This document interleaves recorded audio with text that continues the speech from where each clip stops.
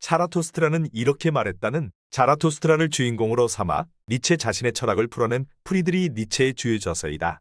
주로 철학서로 분류되지만 옴니버스로 구성된 소설처럼 이야기를 전개하며 여러 등장인물과 사물, 시간과 공간의 상징이 담겨있는 등 문학적 요소도 많은 작품이다. 총 4부로 구성되어 있으며 1883년에 출간된 1부를 시작으로 1년 동안 집필이 계속되어 이 3부가 각각 출판되었다. 4부는 출판사 없이 40여 부만을 사비로 가능했다. 차라토스트라는 고대 페르시아의 현자로 기원전 6세기경 조로아스터교를 창시한 조로아스터의 본명이다. 니체는 철학자의 벤 다이어그램상에서 특이한 위치를 차지한다. 여러 영역의 교집합 지점에 있는 것이다. 이를테면 독일인이며 인습에 매이지 않고 영향력이 있고 난폭하며 난해한 데다 믿기 어려울 정도로 재미있게 읽을 만하다. 니체가 이런 모든 특성을 가지고 있는 것은 사실이지만 그의 매력이 지속되는 이유를 가장 잘 설명해 주는 것은 바로 그의 뛰어난 문체다. 니체의 글에서 단어 하나라도 바꾸려는 이는 아무도 없을 것이다. 그러나 비록 재밌다고는 해도 그의 산문체는 철학에는 방해가 될 수도 있다. 니체는 자신의 결론을 옹호하는 논거를 늘 제시한 것도 아니었고 그런 결론을 최대한 명백하게 이해하는 데 방해가 될 수 있다. 게다가 니체의 글은 여러 가지 해석에 열려 있다. 이는 당연히 니체 자신이 염두에 둔 점이다. 이 모든 것을 부분적으로나마 설명해 주는 것은 진리에 매료되는 것 자체가 일종의 병이기에 진단이 필요하다는 니체의 견해라고 하겠다. 니체의 사상을 설명한 것 중 옳다고 할 만한 것은 없다. 읽는 사람에 따라 수많은 해석이 있는 것이다. 따라서 우리가 할 수 있는 일은 일종의 실험으로서 가능한 한 많은 해석을 엄밀히 조사해 보는 것뿐이다. 니체가 내놓은 결론은 거의 늘 도발적이다. 그는 차라투스트라는 이렇게 말했다 안에 자신의 철학 전체가 담겨 있다고 말한다. 차라투스트라는 이렇게 말했다에서는 광범위한 화제를 다루고 있지만 여기에서는 가장 핵심적인 부분만 중점적으로 다루겠다. 예컨대 기독교를 향한 공격, 권력을 주려는 의지, 초인, 영거폐기 사상 같은 것이다. 물론 전부 다루기에는 좀 방대할 수도 있지만 서로 연관되어 있는 개념이란 다른 것을 어느 정도 파악하지 않고는 한 부분만 이해하기는 힘들다. 이 책은 일종의 예언자인 차라투스트라가 산꼭대기에서 명상에 잠겨있는 데서 시작한다. 차라투스트라는 자부심의 상징인 독수리와 지혜의 상징인 독사만을 벗삼아 10년간 은둔과 성찰의 시간을 보냈다. 그러다 마침내 산에서 내려와 자신이 그동안 깨달은 지혜를 가르치기로 한다. 차라투스트라는 성인과 마을 사람들, 줄타는 사람을 만나고 마지막에는 몇몇 살이 분별이 없고 비천한 사람들이 숭배하는 대상으로 보이는 당나귀를 만난다. 차라투스트라는 혼자 말할 때가 더 많지만 가끔씩은 주위 사람들에게 말을 건네기도 한다. 그러나 그가 만나는 사람 중에는 그가 전해줄 새로운 소식을 들을 준비가 되어 있는 사람은 하나도 없다. 책의 첫 부분에서 사람들은 이승에서 신이나 초자연적인 존재로부터 도움을 기대할 수 없다는 주장이 나온다. 글자 그대로 우리의 운명은 우리 손안에 있다는 말이다. 2부에서는 초인과 권력의 의지를 다루고 3부에서는 영거 폐기에 대한 논의가 나온다. 4부에서는 차라투스트라의 가르침을 일부만 받아들일 수도 있다는 점을 이야기하는데 니체는 이 4부를 책의 마지막 부분으로 의도하지는 않았을 것이다. 니체에게서 그런 결론은 나올 수가 없기 때문이다. 그럼 우리는 니체가 했던 식으로 종교 일반과 기독교라는 특정 종교에 대한 공격에서부터 니체에 대한 고찰을 시작하기로 하자. 신은 죽었다. 니체는 친구인 프란츠 오버베크에게 보낸 편지에서 차라투스트라는 이렇게 말했다에서 가장 독특한 것은 기독교에 대한 논법이라고 말했다. 볼테르 이후 기독교에 대한 이토록 극심한 공격은 없었네. 사실 볼테르조차도 기독교를 이렇게 공격할 수 있으리라고는 생각하지 못했을 거야. 그런 무도함이 무엇인지 알려면 니체가 생각하는 가치의 개념이 무엇인지를 알아야 한다. 니체를 가치란 명분이나 의미가 없다고 믿는 노골적인 허무주의자로 오해하는 경우가 자주 있다. 일례로 니체의 글에는 도덕성의 기준이란 없으며 진리는 무의미하고 종교는 이미 죽었거나 최소한 죽어가는 중이라는 주장이 등장한다. 그러나 이런 허무주의는 니체의 논의가 시작되는 지점일 뿐 결론은 아니다.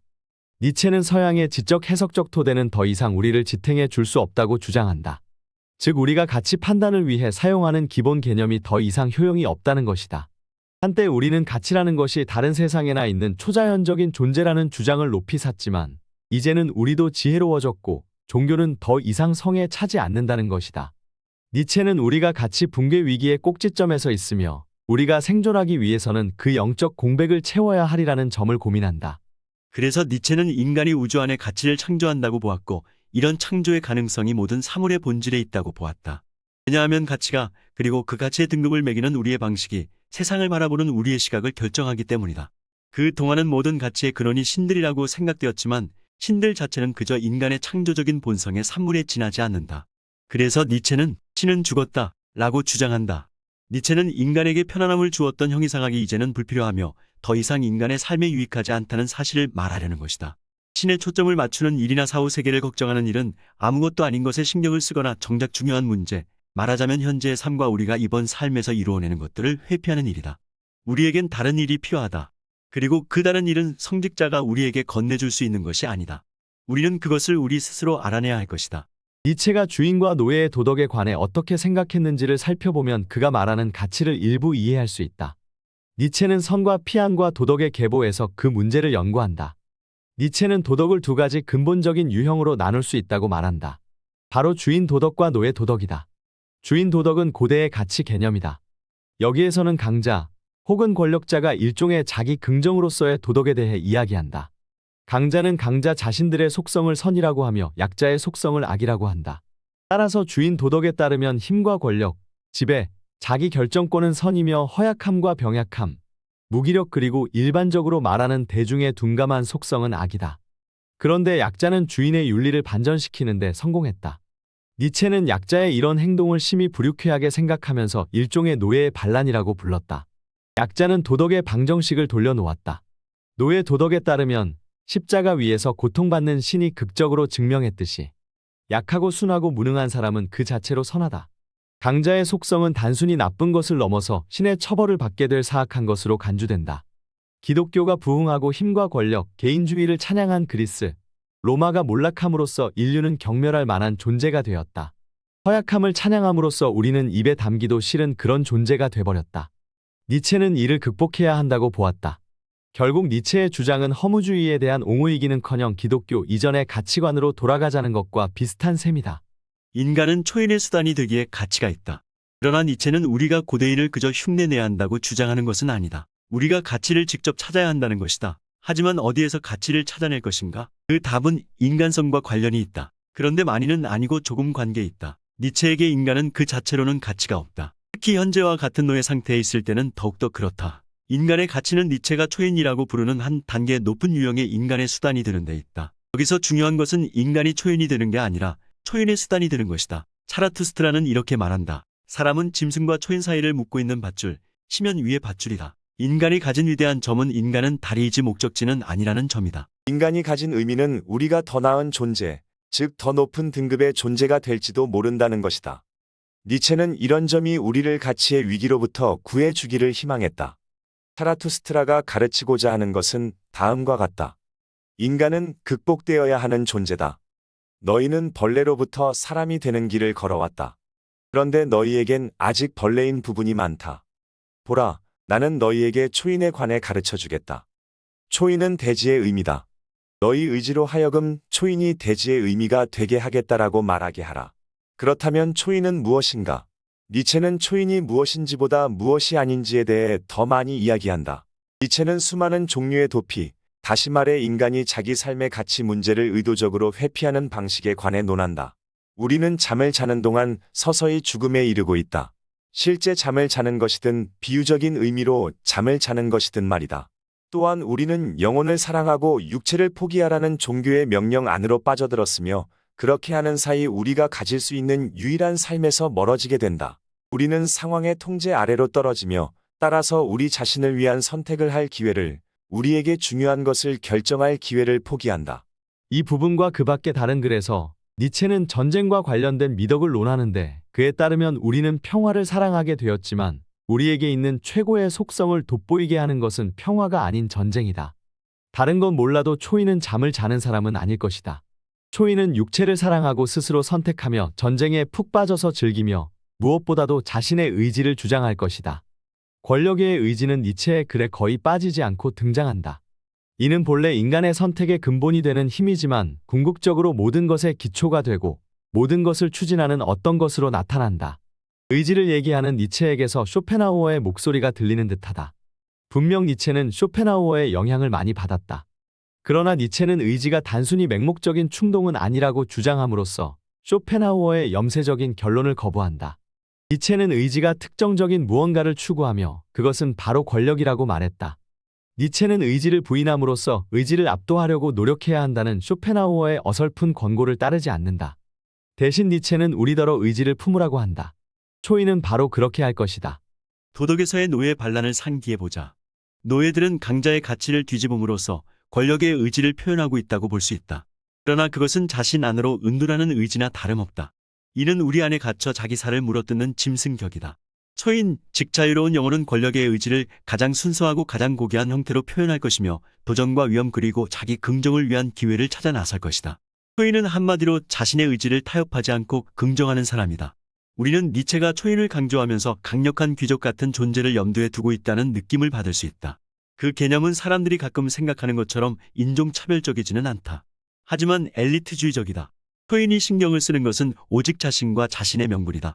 초인은 자신과 동등한 사람들에 대해서는 관심을 가지는 것이 가능할지도 모른다. 그러나 그렇지 않은 어떤 사람이 과연 초인의 관심 대상이 될 가치가 있을까? 그 외 모든 사람과 모든 사물은 초인의 대기획에 도움이 되는 존재일 뿐이다. 니체에 따르면 이것은 이기주의가 아니라 옳은 생각이다. 초인은 자신과 자신의 일정 안에서 그리고 그의 일정을 실행하는 데서 가치를 찾기 때문이다. 초인은 가장 중요한 것, 즉 가치 그 자체의 주인이다. 니체는 이런 비교에 동의하지 않을지도 모르지만 우리에게는 그 개념을 파악하는 데 도움이 된다.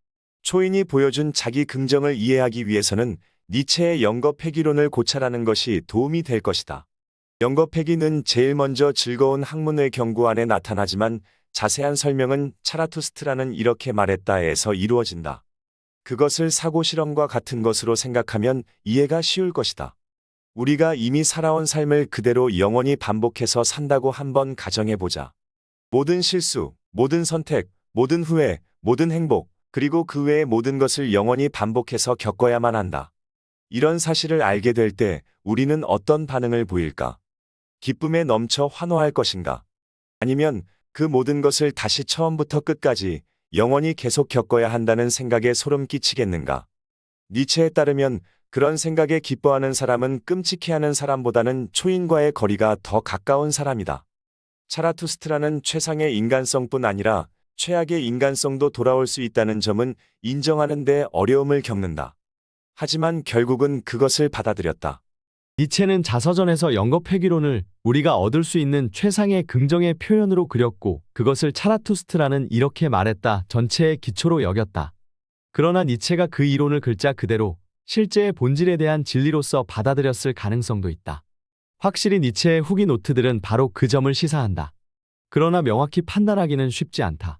자서전과 그 노트들이 쓰인 당시는 니체가 정신 이상이 되던 시기에 거의 가까웠기 때문이다. 그런 판단은 다른 이들에게 맡기고 여기서는 그 이론의 형이상학이 아닌 의지의 본성과 관계 있다는 정도로 이해하는 데 만족하자. 니체의 해결책, 과연 최상인가? 이 모든 것에 참이라고 할 만한 것이 있는가? 이는 니체의 진리 개념이나 해석, 전망에 대한 이야기를 생각해 볼 때 적절한 질문이 아닐지도 모른다. 그러나 물어볼 필요는 있다. 니체는 확실히 심오한 문화비평가이며 여기서 문학적 재주를 진리의 척도라고 한다면 니체 안에는 확실히 진리가 있다. 니체는 탁월한 통찰력을 발휘해 우리가 가진 가치의 개념이 일종의 위기에 놓여 있다고 바로 지적했다. 우리는 이 위기를 해결했거나 잠시 보류해 뒀을 것이다. 그런 태도에 니체가 질색했으리라는 것은 의심할 여지가 없다. 현대인은 종교로 인해 더 이상 표류해서는 안 된다는 니체의 생각은 아마 옳을 것이다. 우리는 스스로 분명하게 보이는 가치 창조를 목표로 함으로써 최악의 위기를 피할 수 있을지도 모른다. 그렇지만 과연 니체의 해결책이 최상의 답일지, 니체가 전면에 내세운 가치들이 적절한 것인지 하는 의문이 생긴다. 니체는 신의 죽음에 대한 마땅한 반응으로서 초인의 출현을 주장한다. 초인의 출현에는 그다지 유쾌하지 않은 윤리가 동반된다. 니체가 옳다면 인간의 가치는 우리 대부분이 끔찍하다고 여길 만한 초인이라는 존재의 그 자리를 양보해야 한다. 그 자유로운 존재는 무엇보다도 전사이며 정복자이며 자신의 목적을 성취하는 중에 약자를 발 아래 깔아뭉개는 자라고 니체는 말한다. 그렇다면 우리는 허무주의의 공포에서 도망치기 위해 초인이라는 두려운 존재의 호의를 보여야 하는 것인가? 분명히 이 모든 것에 대한 답은 니체 안에 있다. 그 답에 따르면 작게는 초인에 대한 우리의 근심, 그리고 크게는 니체의 가치 문제 연구에 대한 우리의 근심은 우리 자신의 허약함의 결과다. 우리 모두는 여전히 군중이며 약자이며 다수에 속한다.